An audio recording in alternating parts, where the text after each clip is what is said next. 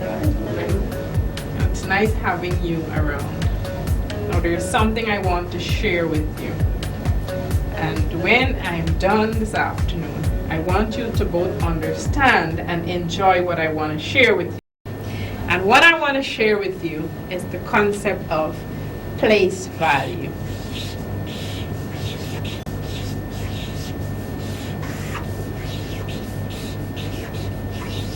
Concept of place value.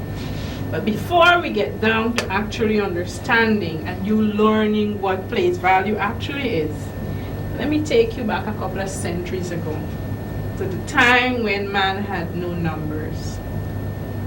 Now, according to Mr. Carl Boyer in his book, A History of Mathematics, mankind only first had language. They spoke. And then they discovered a need to count. And then they counted up to twos. 1, 2, and they went back. 1, 2. And then as they explored their boundaries and they started to trade with different peoples from different civilizations, they decided that counting in twos would not be enough or would not be sufficient for the things or the transactions that were done. And then man started to count in tens. But you might be wondering, how did man come up with that? A system of counting in tens. Would anybody here like to make a suggestion? Yes, Quincy? They use their fingers. And why do you think they use their fingers? Why do you think they came up with that method of counting? Merkel? That was more easy to see and recognize. Because it was easier to see and recognize, and it was also a Renistia? Because they had 10 fingers. And Videli, why was it also easy to use the fingers? Because they were able to see it and they can count 10 digits on their finger. They can count 10. And it was even easier because they took the fingers wherever they went. Yeah. They were always there. It was a natural part of them. So they started counting in tens. So we have from 1 and they went on. Now, when they had nothing, they had a little problem there. They had no particular symbol to represent nothing. In those days, they used to use, some civilizations use sticks, some use bones, some use recordings on clay tablets, some use the walls of the caves, and then they develop a system of trade. Now, if we go back to the Arabs, they traded to all the parts or the ends of the earth. And one of the civilizations they went to was the Hindus. And they observed when they went there that these people had a particular symbol for when there was nothing. And they observed that they put something looking like a little dot. And over a period of time, they appreciated and they adopted that. Now, our system down here in Guyana is similar to that system there because the Arab or the Hindu-Arab system also influenced the European system, which influenced the British, who controlled us at one point in time. So here now, we use the base 10 system, or the decimal system, or the denary system. And why it's called that? Because of the number of digits, or the number of digits we use to count. And these digits are 0, 1, 2, 3, 4, 5. Can you finish off for me? Yes. 6, 7, 8, and 9. And if we wanted to make any other digit, we have to go back to this 10. And however we place them, however we twist them, return them, we can only take this 10 to make any other, all the other digits that we use, all the other numbers that we use. So as we count, We start from 0. There are times when we don't start from 0, we just go to 1. And then we count. And we count from, let's say we count from 1, we go to 2, and then we go all the way to 9. But when after 9 comes the numeral 10. But then when we look at this set of numbers, these numbers only have 1 digit. So we have to find another set to accommodate the 10. 2 digits. And then we count from 10 all the way until we get to 99, which is the last 2-digit number. And then we make a third set. Raymond, how many digits do you think would be in the third set? How many digits would be in the number? 3. 3 digits. So the first one would be 100. The second would be 101. And we'd go on. Miracle, what would be the last one? 999. So let us give each group a name. Now these are all singles, so we can call them units. And another name for units would be ones. Renesia, what can we call these? Tens. We call the third set hundreds. So if the first set are ones, the second set are tens, the third set are hundreds. And we want to make a fourth set. First of all, Quincy, how many digits would be in the numbers in the fourth set? 4. 4 digits. Fidelity, would you like to give me an example? 1,000. What about you, Raymond? Another example? Go all the way to 9,900. Oh, Raymond has. Very good, Raymond. You took us to the end. You took us to 9,999. But then remember, we have tens of thousands and hundreds of thousands, and we can go on further. So we call these thousands. Now let us take every category here and put them on a table, in table form. And let's see what we can come up with.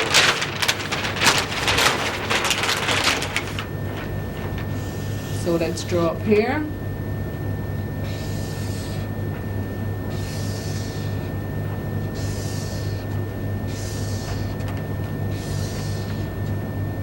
So the first group we had were called the units. And then the second group, tens. Then we had hundreds, thousands, and we can go on. Now, there are times when you don't want to write units, tens, hundreds, thousands, and so on. We want numerals to replace every one of these headings. Now, in algebra, you did indices.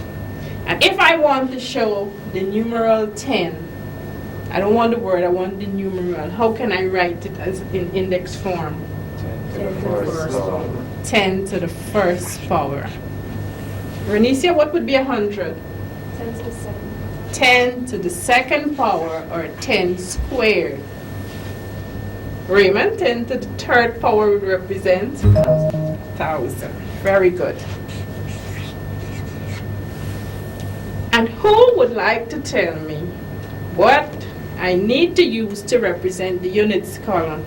Yes, Quincy. 10 to the 0 power. 10 to the 0 power. Excellent. Now let us put our table with our columns into use. Now I would like somebody to volunteer and give me an example, randomly chosen, of a 2-digit number. 20. Thank you, Raymond. So Raymond has 20. It's a 2 and a 0. Now we want to take 20 and place it into this table here. Now 20 has 2 digits. 20 is the first, the 2 is the first digit, and 0 is the second digit. 2, 0. Where on this table, under which heading, under which column, will we put the 2? Under the tens column. So, if the 2 is positioned here, we notice that the 0 is to the right of the 2. Quincy, so where will we put the 0 under this? Under the units column. Under the units column, so it should go here. Now remember, I want you to understand what place value is. What is the value of a digit in a particular place? Now let us take this 2 for example. That 2 has been placed somewhere. Where has the 2 been placed, Miracle? In the tens column. So looking at the 2, we see 2. But is 2 the actual value of that number that position there?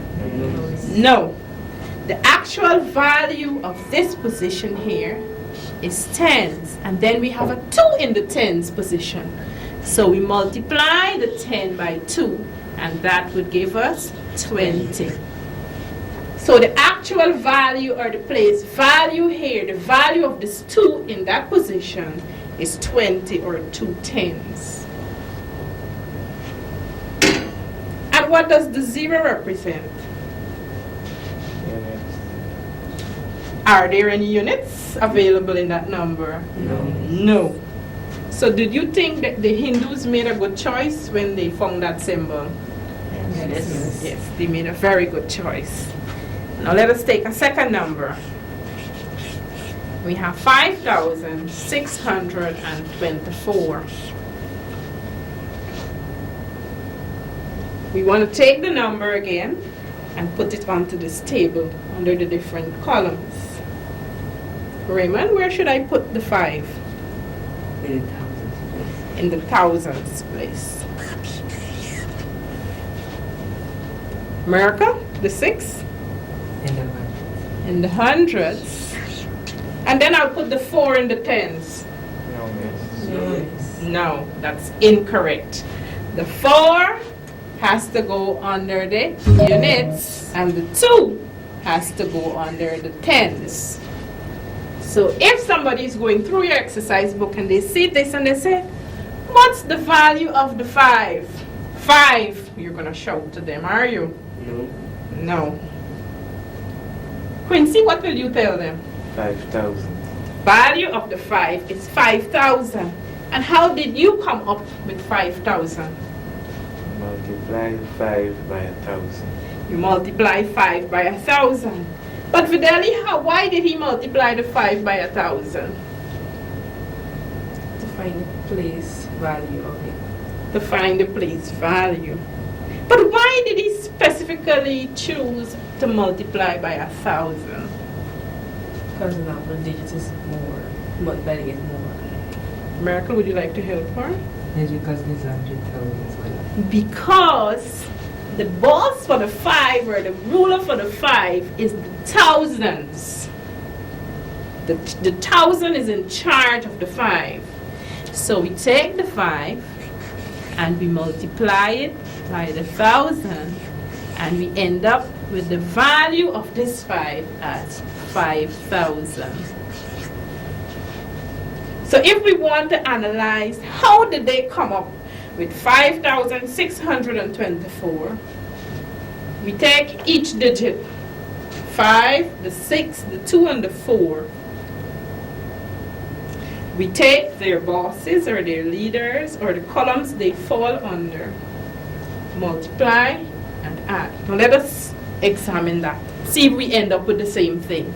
So the 5 is 5 by 1,000. The 6 is 6 by 100. The 2 would be 2 by 10. And then we'd have the 4 by a 1. And then we're going to have to sum them all up. So this would give us 5,000. Then we'd have 600s. Then we'd have 2 tens or 20 and then a 4. And when we sum these numbers up, we come back to 5,624. So you see how where a number or a digit is positioned determines its actual value. Now these here are whole numbers. What about if we have a decimal also in the number? So let's take a third example.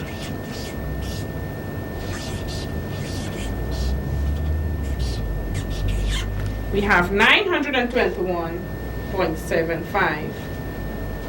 Now when we had these whole numbers, we noticed that the last digit fell under the units column. And we know that after the last digit of every whole number, there is also a decimal point. So when we look here, we see no decimal point, but we see a border here. So we're going to imagine that the decimal point is lying somewhere around on this border there. So if any number follows the decimal point, it would go beyond that line. Now let us take this here and put it up here. But before we do that, let us juggle our memories and bring back the number line. You'll see why we need it. So we have 0, we have 1, 2, 3, and we go on. And if we move from 0 and we head in the opposite direction, here we have our positive integers. This side we will have all negative. So we have -1, -2, -3, and we go on. Now let us bring this idea up here. If we end at 10 to the 0, and if we move to the left, we have 10 to the first, the second, and the third. If we want to move to the right, what would be the very first one there? 10 to the -1. So if the first one after the decimal point is 10 to the -1, then Raymond, what would the second one be? 10 to the -2. Renesia, the third one will be 10 to the -3. Now let us say we're going back to algebra and indices. I don't want to write my number in index form, 10 to the minus. I don't want to use the minus, the negative sign. How can I rewrite this, but it still means the same thing, Quincy? 10. 10 to the -1 can be written as 1/10. and 1/10 as 1 over 10. Thank you very much, Quincy. 1 over 10. So here we can also put 1 over 10, or we can call this column the 10th column. And if you notice, when I am in front or before the decimal point, I use all capitals. Beyond the decimal point, I use common letters to start off the number. And here I would have hundreds,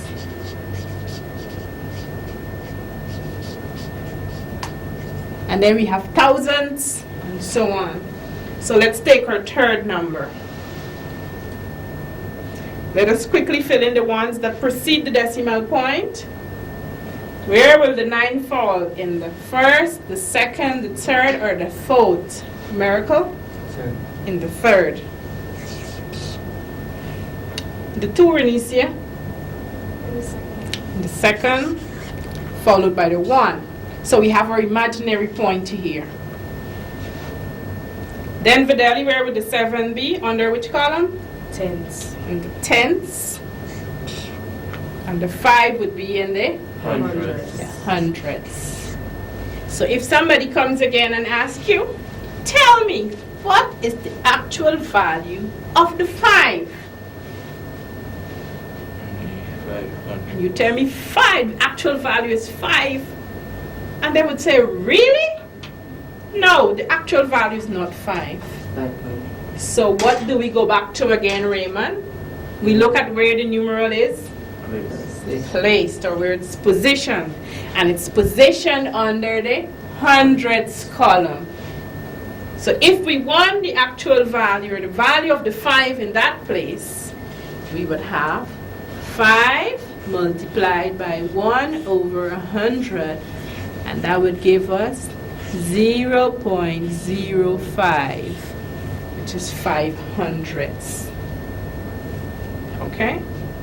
So you see how, because we've used a particular system, we can determine what the place value is of a particular digit.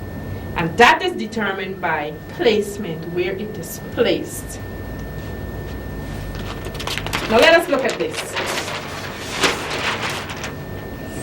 So we have the number 5,221.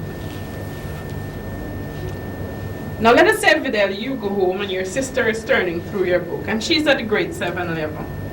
And you know how curious they are at that age. And she says to you, Vidali, what's the difference between the first 2 and the 1? And you said, girl, it's 1. Leave me alone.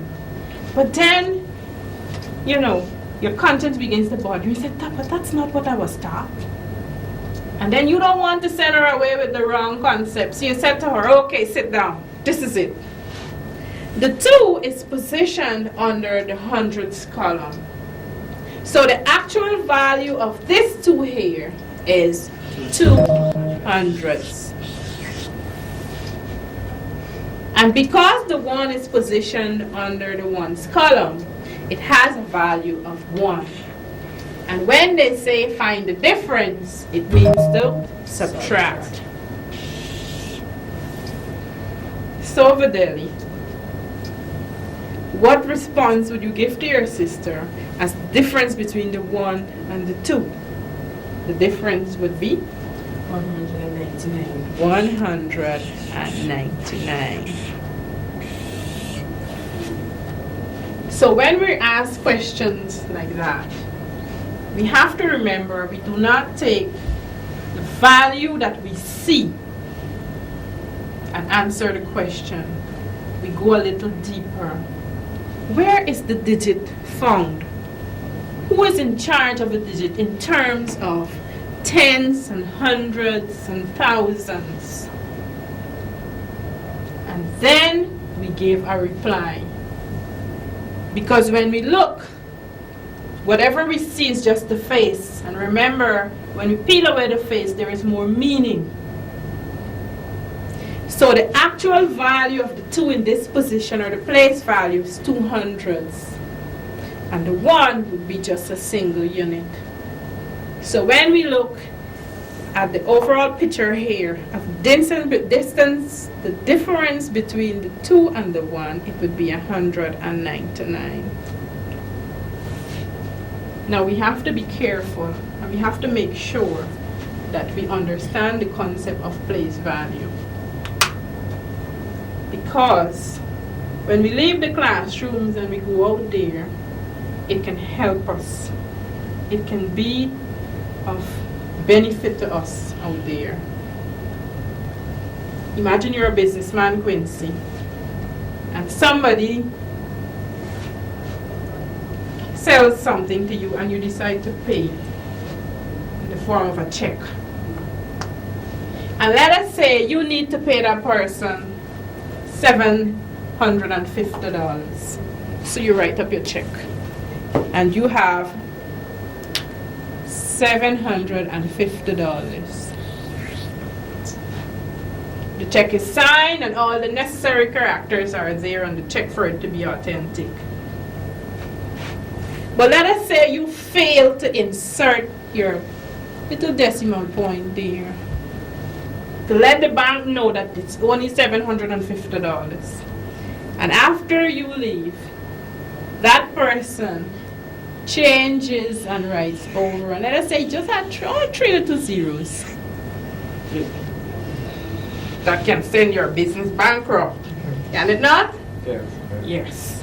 Because instead of the 7 being just 700s, the 7 became 700,000. Isn't that a big difference?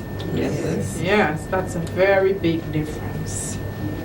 So we have to appreciate the value of knowing the concept of place value. And remember, the place value of a digit is determined by the position or where it is placed, whether it's under the tens column, whether it's under the hundreds or thousands, or the tenths, the thousands, or the hundreds, and beyond the decimal point. Before you go and we close off our afternoon's lesson, let us summarize what we did this afternoon. Lesson 1, we're looking at number theory and place value.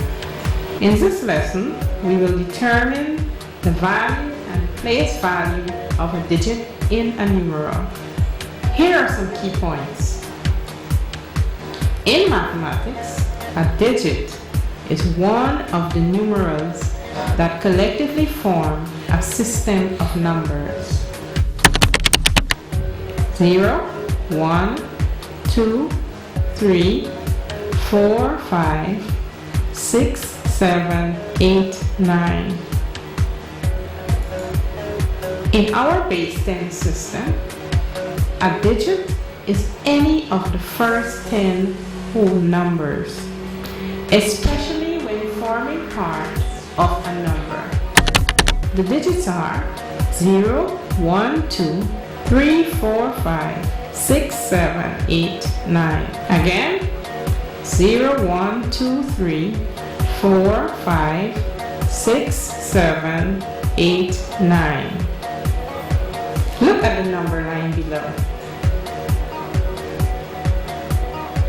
Again, you can see the digits 0, 1, 2, 3, 4, 5, 6, 7, 8, 9.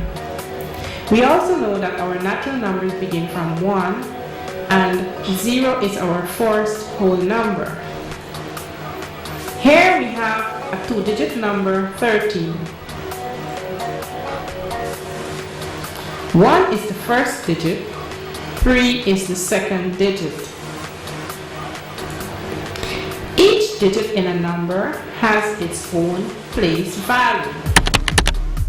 Although 724 and 472 have the same digits, the place values of the digits are different because of their position. 724 is equal to 700 plus 20 plus 4. 7 has a place value of hundreds. 472 is equal to 400 plus 70 plus 2. The digit 7 has a place value of tens. The value of a digit can be found by setting down the base and power of the digit. Look at the size of the digits in 24,376.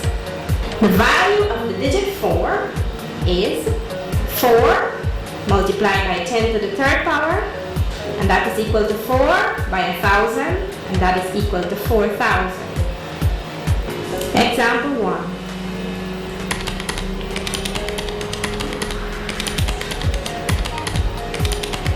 What is the value of 1 in 31,628? Think of it. Solution?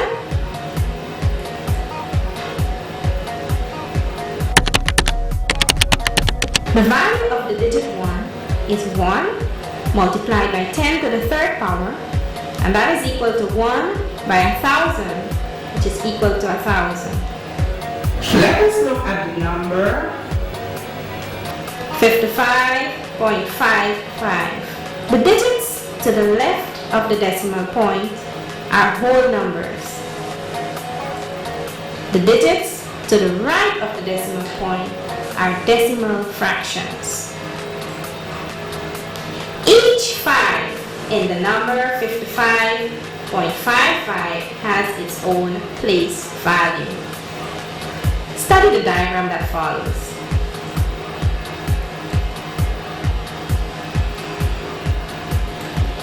Is there a pattern? What is the value of 7 in 612.7? Solution. The value of the digit 7 is 7 by 10 to the negative 1, which is equal to 7 by 1 over 10, and that is equal to 0.7. Example 3. What is the difference between the values of the two 5s in the number 415,675? Solution.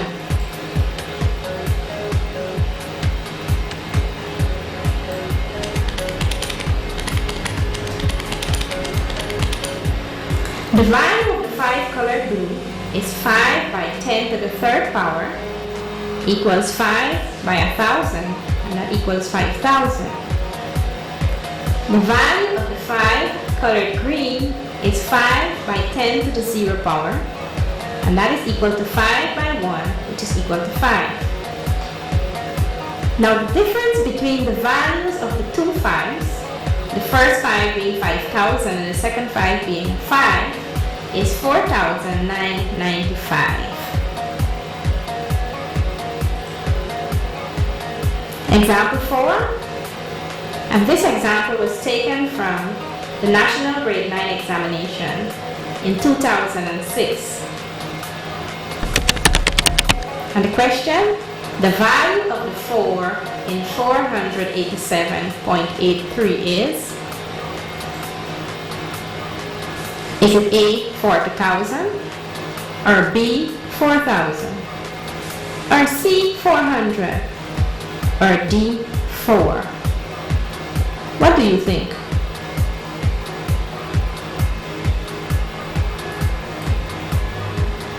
Oh, it's C, 400. Example 5. This is another example that was taken from the 2006 examination for the grade 9.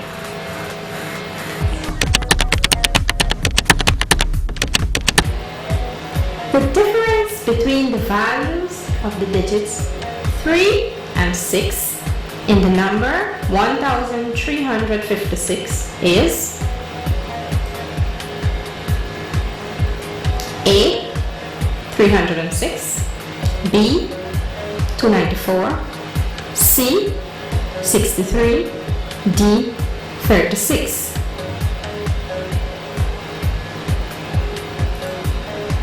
You've got it. It's B, 294. Summary. In our base 10 system, a digit is any of the first 10 whole numbers. 0, 1, 2, 3, 4, 5, 6, 7, 8, 9. The value of a digit can be found by setting down the base and power of the digit. Now here are some problems for you to reinforce all that you learned today. And these problems were taken from the text Mathematics for Secondary Schools in Guyana, Book 3. You'll find them on pages 2 and 3, and it's exercise 1A. And the questions are questions 2, 4, 6, and 8.